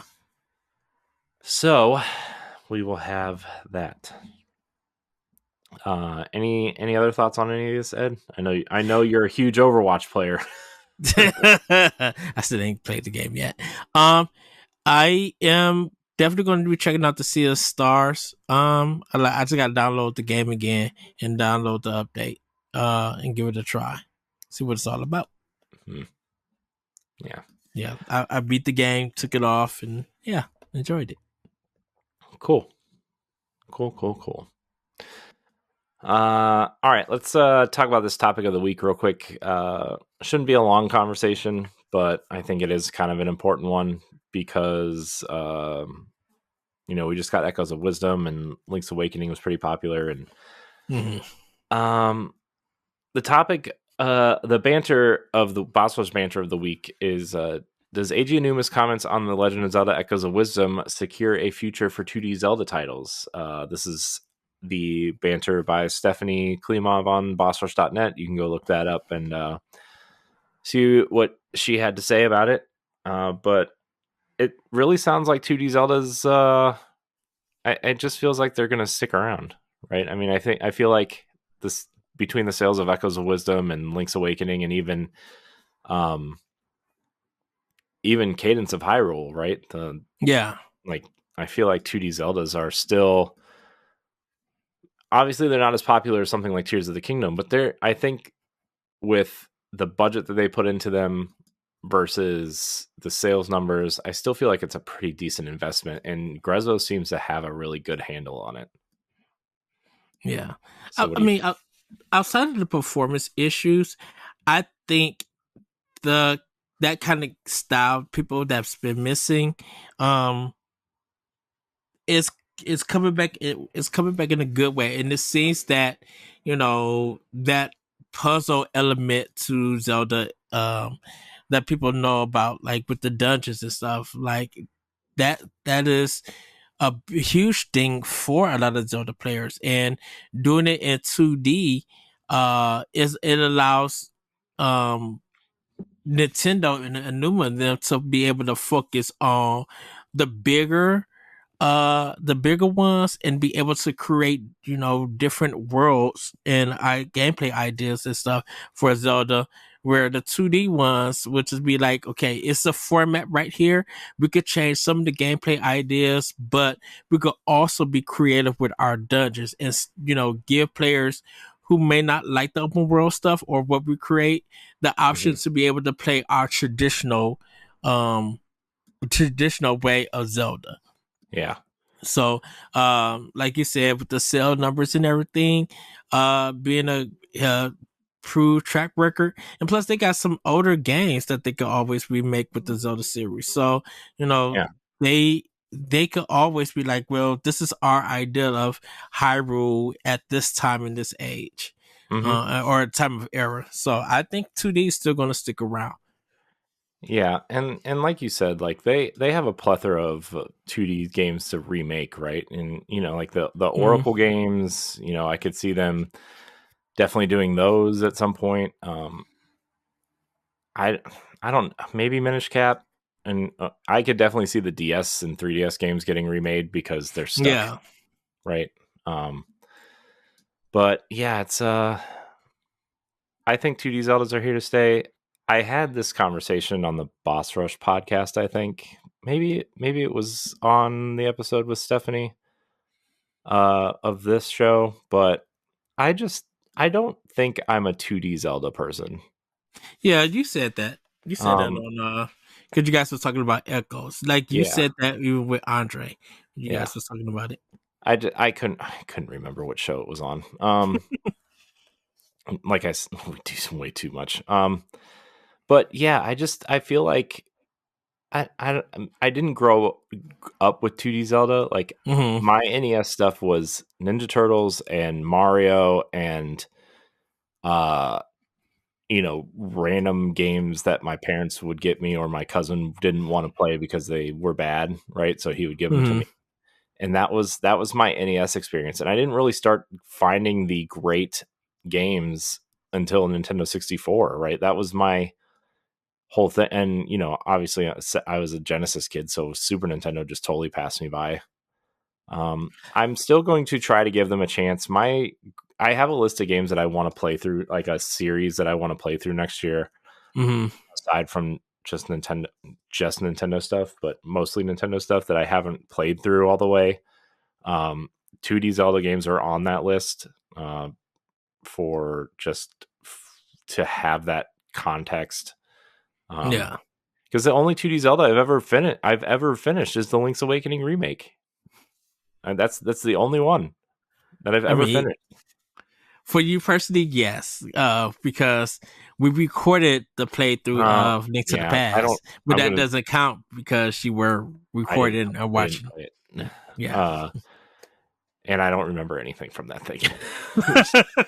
uh, so yeah, I just it's a thing that it's like one of those things that I really, really, really want to like, and I just can't pull it together long enough to Hmm. like it. And I feel bad because obviously those games are historically great, and Hmm. A Link to the Past is obviously one of the best games of all time. I don't know, man. I don't know what it is. I think the 3D ones offer, it offers a bigger story, bigger environments. It's more creative within this world and the dungeons and stuff. Where I think with the 2D ones, they're so linear and you don't really get that much space. And like there's a way more backtracking in the 2D Zeldas than there are in the 3D ones. So like you kind of just like kind of lose interest because you will see some creative parts and then it kind of slowly sometimes fall off depending on which game that you're playing and stuff. Hmm. Um, because like even with Zelda 1, like that as great as that game is and stuff, you might get to about the eighth dungeon and be like, I really don't want to finish this because this all feels too familiar and it's the same. Yeah. Where Link to the Past, the dungeons in those games were like in two different worlds, and so they were trying different things. And I think that's why it's so held up. That's why you still hear music from Link to the Past and people discuss Link to the Past when it comes to the Zelda series, because on how well that game is executed. Yeah. Yeah. And like man, Echoes of Wisdom, man. That game was it caught me so good at PAX, but then like I just felt Mhm. like I wasn't doing anything different, when I was playing it. And that was my big thing with that game was like I'm not doing anything new. Like I'm still doing the same thing that I was in hour 3 that I am in hour 15. And it just I feel like I said, I feel bad. I think the game is great. I think it's wonderful. I just can't get past that part of it. So I think if they were the water tower in Echoes of Wisdom is probably like the best dungeon in that game because the way that it was done, and will remind people of Sea of Stars water level, if people played that, but that water level in Echoes of Wisdom, the dungeon is so well done and executed, raising like the levels and how you explore and get around, and it's not too difficult or anything. If they have more stuff like that, I think people would enjoy it more. Um, I think people are not used to where you don't do combat and everything. It's a heavy not heavy rain, but what was heavy not heavy blade. the PlayStation 3 game by Ninja Heavenly Theory, Sword. Heavenly Sword, where people are used to hitting the block button, and the only way to block is not to touch the controller. It's just like to automatically do it. Mm-hmm. People weren't used to that. So when you're not used to a game where you are participating in the combat and you have someone else do it, I think people didn't enjoy that fact, because you were kind of using whatever makes sense for your echoes to defeat enemies. Mm-hmm. You're doing that for a good 8 to 10 hour game. Mm-hmm. Because that's the main gameplay, that's the main attraction. People are not used to it. But like when you use Link's power and stuff, that feeling of using it just be like, okay, this feels like a Zelda game. I'm used to this. I'm not Mm-hmm. used to someone doing my own combat in a Zelda game. Mm-hmm. I don't think it's about the perspective of being 2D. I don't even think it's about the dungeons. I think it's just that they changed the gameplay and people are not used to it. They Yeah, thought maybe. it was going to be. They thought that the Zelda game was just going to be. If you think about it, I think people wanted a skin Link, but it's Zelda, so that she has some kind of melee weapon and she's attacking enemies and stuff.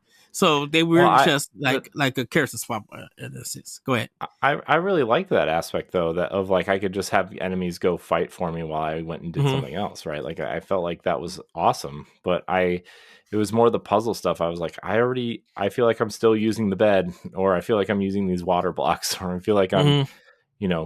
using these pots still to distract people, and there's no new ways to do things, And some of the stuff like that, some of the echoes you only use when like in one dungeon, and then you're done with them, right? Like you're just done with them. And which, technically I guess is exactly what Zelda is, but like I just feel like they've been training us for so long to do different things, and Mm-hmm. things could be used outside of the traditional dungeon sense that like, is... And I think because this is what the thing when Andre was talking about it, and I said to myself because I wasn't on that episode, you have to separate Zelda when it's an E for everybody kind of style game, because they're thinking of kids playing it, but it's going to be the adults who are going to have more of the criticism. That's going to be able to point out what they enjoy and what they don't enjoy. I don't think kids recognize all that stuff that goes into it, and everything. I don't think they're going to be thinking about the puzzles and stuff unless they ask you, because in a sense that with this game being a little bit more easier, as a Zelda game, I think the conversation would be different if kids, not kids, I should say, um, younger younger children, were playing this game compared to teenagers and adults who could understand puzzles and the game mechanics and stuff. Like if we had a 7 or 8 year old play Zelda and everything, I think they would have a hard time, even though it's easier. If they got to do the puzzles and these dungeons and exploring on their own, they may get frustrated. They may and give up on the game. But I think Nintendo and Grezzo tried to make it easier, so if they do play it, they don't have to really worry about it. For us, it's easier. So that's why they can't cut it off. Because in case of people, some kid, keep going back to kid, if some child is playing this game and they actually cut it off, they may not know how to get it back on, and everything. So now the game is no fun to them because they cut something off and don't know how to get it back cut on. Yeah. And I just think that as adults, us as adult gamers who are buying this game, who know the series inside out and know the game mechanics and stuff, will easily see something about it in not a negative light, but something that's more repetitive, because because we're not thinking about this game also be designed for a younger age group who may want to get into the Zelda series or who are playing the Zelda series, or someone who's a casual gamer and new to it. You know? Yeah. Yeah. Well, so 2D Zeldas. Yeah. Just reiterate, I do think they're going to be sticking around, clearly. Oh yeah. Because Nintendo doesn't ever really abandon anything for too long, unless you're Earthbound fans or F-Zero fans, and rightly so. I'm just kidding. But it's we'll see. Yes. Man, with how popular the Switch is, and with how long it's been for some series, I'm shocked we didn't get certain series on the Switch. Like, there are 3 in particular that I'm actually shocked we didn't get. Star Fox is one, at least the port, right? Kid Icarus is another one. And we never got a new Donkey Kong game, which I'm really shocked we didn't get a new Donkey Kong game. And I'm not going to say those games are not in development or there's ideas for them. I think they're just waiting for, like they said, they wait for the right time. And if there's a good idea for those series, they will greenlight them and work on them and bring them out. And everything. Yeah, I mean, I'm not like, clamoring for that stuff. I'm just kind of surprised that some of this stuff didn't end up making it out.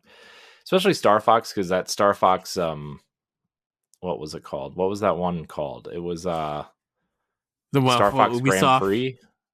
No, Star Fox. Oh yeah, I guess we did get that one from Ubisoft, the Starlink stuff. But that was its own game. It wasn't like a new Star Fox, really.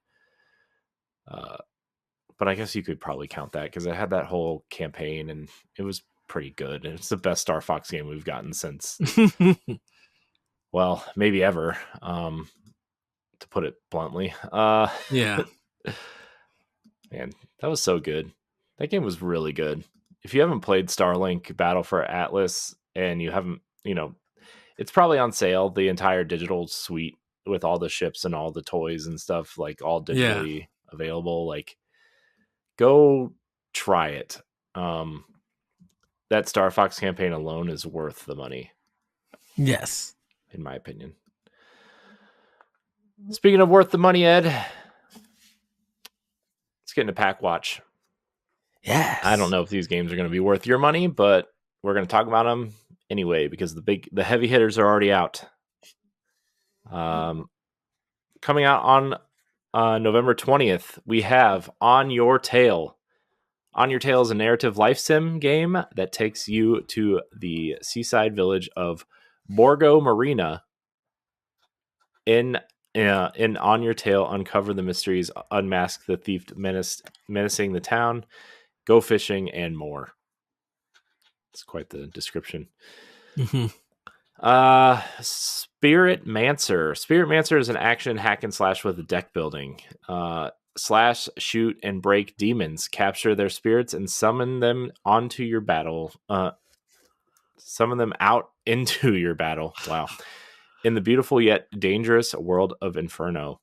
Fight against hordes of demons and stop the evil queen with the power of the Spirit Mancer. So that's your Pack Watch this week, everybody. Yes, it is. A slow week, I guess. I mean, there's two huge RPGs and a massive Lego game to play. Go play those. Yes. But I don't know. I'm not gonna lie. I'm probably not gonna touch either of these. Same. I got too much that I'm playing at the moment. Yeah, I need to get on some stuff for Switch. I need to buy some games for Switch before. I forgot to say this. And I know this is not Pack Watch Air, but this is kind of something playing with power because I put it out on my Twitter and I forgot to, and I think Blue Sky, and I forgot to say. So, last week, I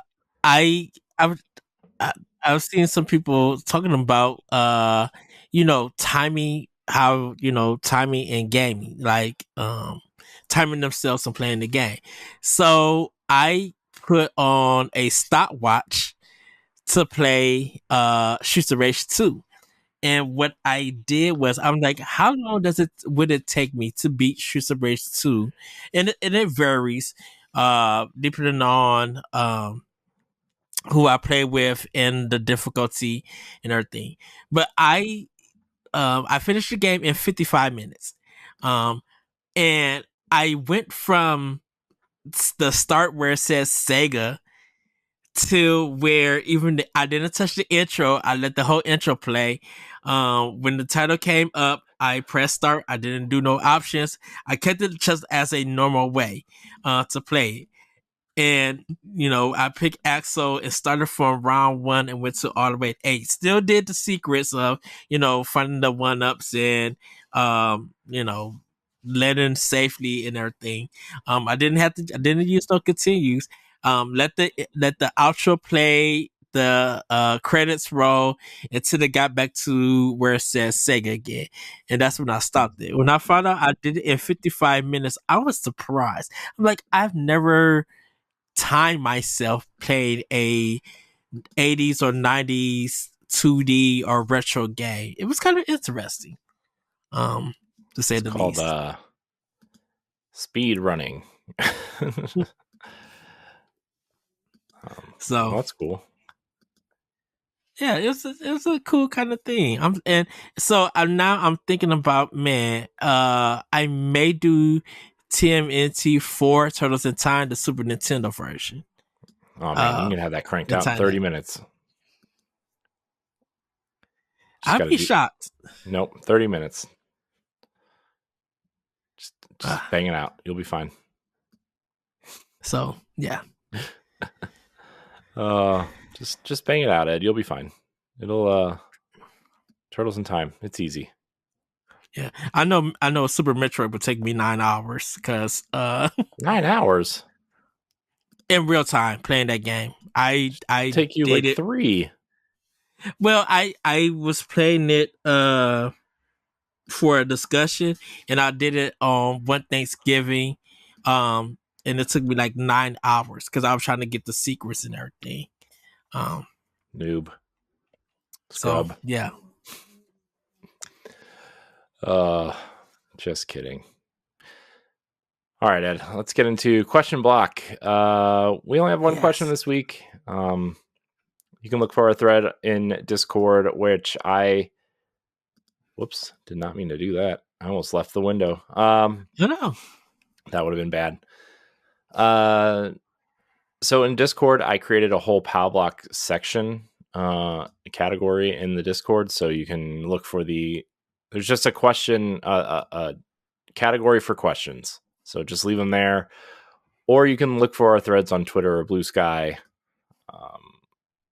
Or you can leave, obviously you can email us or leave a comment on the most recent YouTube video. Those things. Patreon. Just, you can write in anywhere. I'm trying to figure out if there's a better way to centralize that communication. Yeah. Ideally Discord would be the ideal place, but not everybody cares about Discord. So, I'm just trying to leave options open. But get us your questions. Nintendo Pow Block at gmail.com is the email address. YouTube.com/Bosch Network is the YouTube channel. And you can follow at Pow Block Podcast on X or Blue Sky. Austin Campbell writes in, Ed, a simple one, an easy one, I think, a layup. What Nintendo franchise would you like to see Pixar make a movie for? Oh, so Pixar doing a movie for Nintendo. Yeah, I kind of feel like, man, I don't know. I would have said they were going to go all in with Universal and for that stuff, but I mean, there was Sony for the live action Zelda movie, so I could actually see, well, I mean, because everybody's expecting the Kid Icarus to be there. Is everybody expecting? I would bet to motion that a lot of current Nintendo fans may not even know what Kid Icarus is unless you're playing Right. Smash. Right. Smash. Because Earthbound or Mother wouldn't be a good one. No, because it wouldn't make any money. Just like it didn't make any money back in 1995 when the game came out. You just being shady. I know. Leave us a nice rating and a review. I know Events Wars wouldn't do it because that's war, and Disney wouldn't do that. I kind of Animal Crossing would be a good one, I think. Yeah, I was thinking Animal Crossing or Pikmin. What is the rolling one? That was DS, the Armadillo one, the rolling Armadillo. Oh, Dylan's Rolling Western. Yes, I think that would be one that they would do. That'd be interesting. Man, I forget that franchise exists. I wonder how many people even know that franchise exists. Well, I wonder what a big budget Dylan's Rolling Western would look like for Switch or for whatever the next console is. I would be amazed. I think Box Boy would be a good one. Box Boy and Box Girl. I feel like Box Boy would be the short at the beginning of the Pixar film. You know how they always have those shorts? Yeah. I feel like that's what that would be. Well, that and the one guy with the plug. The one guy with the plug. Chibi Robo? Chibi Robo, yeah. Him. Man. Yeah, I feel like Chibi Robo still falls into the short category.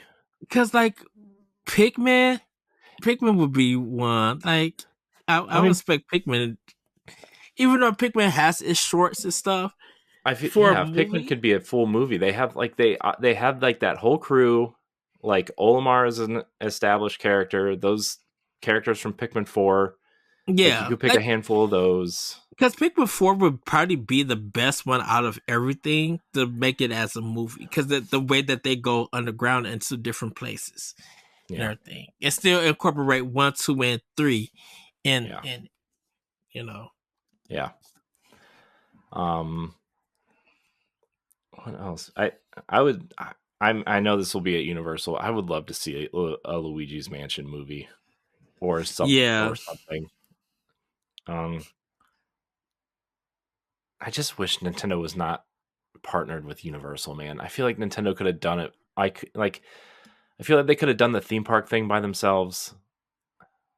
And I know they don't want to invest the money. I know Universal is like they're going to invest in it, right? They're the ones that is going to invest in this technology and stuff. But like, I think because they work with Disney on video games, I think it would be too competing with Mario and Mickey. So I think that's why. Well, no, they want full creative control. The reason why they talked to Disney, but it's the same reason why Harry Potter went to Universal is because Disney wants full creative control over everything, right? With input from the creators, right? Universal lets the creators have full creative control, and they kind of steer the conversations because they know the theme park business, right? Like, that's why Harry Potter went to Universal, and that's why it looks so much like the movies, is because J.K. Rowling had full creative control on how this was all going to be laid out, right? And the storytelling and the what everything looks like, and like down to a T, right? And that's Nintendo very clearly wants to do that too, right? And Universal just wants to make money, so right. And I think Disney, with their IPs and how they could create their own, they don't need outside like kind of attractions and everything. People come to them to come with ideas, like like Square Enix and Disney doing Kingdom Hearts. Like I probably feel like those two were in talks, because Disney's not really into video games like that. But I'm like, you're working with one of the biggest role-playing publishers out there, So if they could create a story and use those worlds in a video game format, how would it look and everything? That's why when I say Nintendo and Disney do work together, you know, Nintendo has produced some Disney theme park games for DS or for the handhelds and stuff. Yeah. And everything. Yeah. So, and then they got Sora and Smash, so you know that Nintendo and Disney and Square was talking for that and everything, like to even make that happen. Oh, I still can't believe Sora's in Smash Brothers, man. We can't even get Kingdom Hearts on the Switch natively. Well, it's Smash is throughout the history. Smash is something that's so unbelievable. It's an unbelievable series. And not because of the fighting and seeing it on tournaments and how people use that game. It's about the characters because once you see like the heck is Sonic the Hedgehog doing in here? Like, wait, what? Sephiroth was in here. Cloud is in here. Cloud never been on. You know, all of that stuff. Well, all that stuff that's been on PlayStation, you know, is on a Nintendo game. They're in this universe, so it is one of those. Uh, there's a thing called versus where there's different singers. They're like, what would this singer versus this singer group or artist, like how would they be? They sing their hits and everything. And so when it came to Smash, it's like, okay, who's going to be in this game outside of Nintendo? Would there be extra characters? And then extra characters start showing up. And then it really popped off when Smash Wii U. I mean, not. I'm saying Smash Wii U outside of Smash Melee. The Smash Wii U 3DS stuff popped it off the series off because of all the other characters that they was getting. Bayonetta, Cloud, you know, and stuff like Ryu. Excuse me.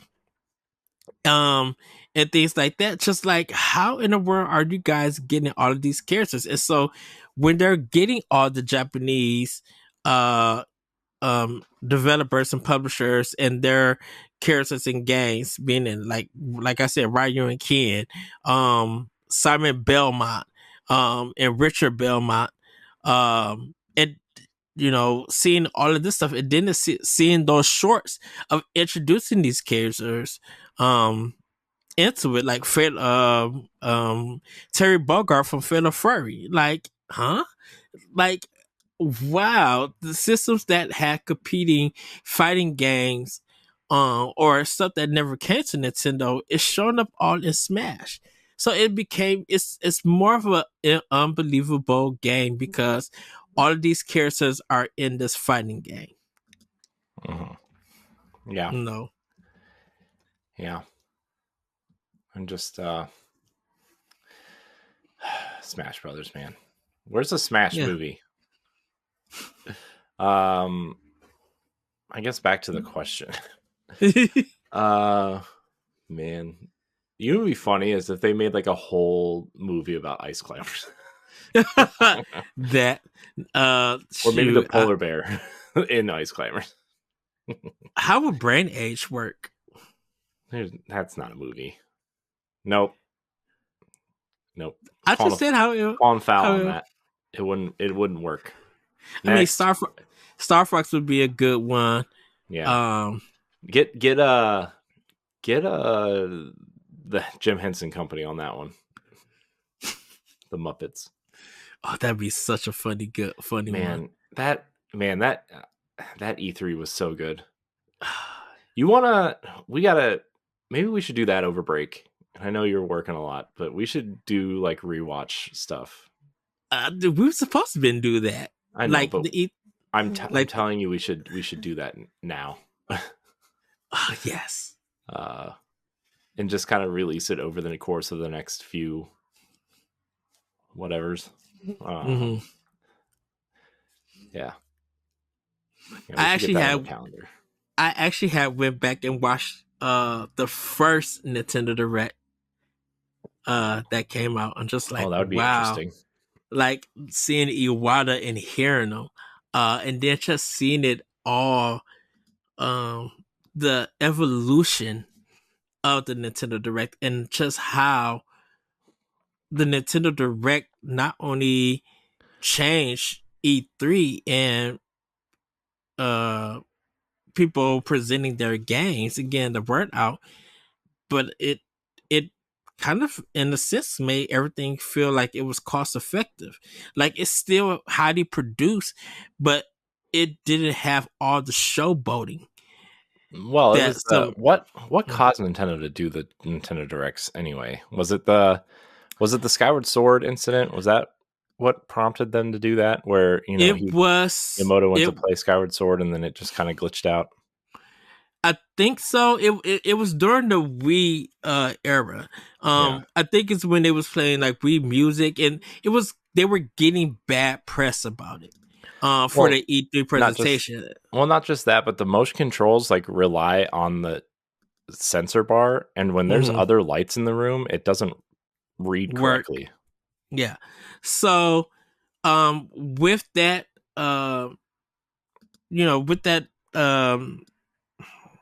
with the negative opinions about that E3, when it came to that next year, because I think the Direct started when they did E3 that following year. I think that was the first like video presentation. And it was just something new, and Nintendo just kept doing it, and getting better at it. And then they were including Treehouse a while back, that after they showed that E3 presentation, Treehouse was going to be there for 5 or 6 hours showing off games. They had that set block and everything. Yeah. Yep. Oh man, E3, what a time. Yeah. And then I was watching our reaction videos to it. Man, I was like, what the heck they doing the new Metroid? It's like, yeah. We were recording our reactions, and we stopped because they were showing new games during the Treehouse stuff. Right.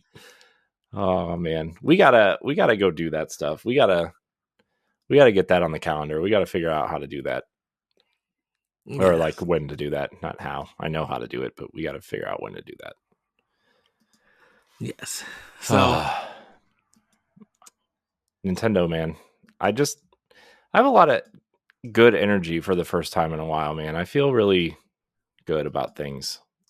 Yes. Not that I haven't felt good about Boss Rush in general, but just I feel really good about things, and I feel really good about us and the content and people, and it's just I feel like we're in a really good spot.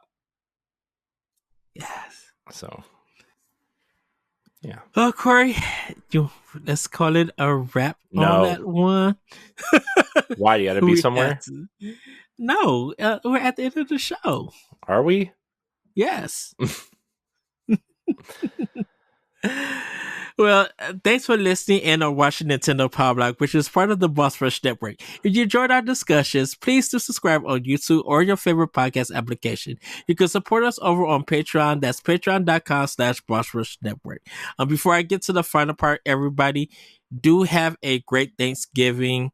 If you're spending it with family, or you spend it with friends, or if you're just taking the time for yourself,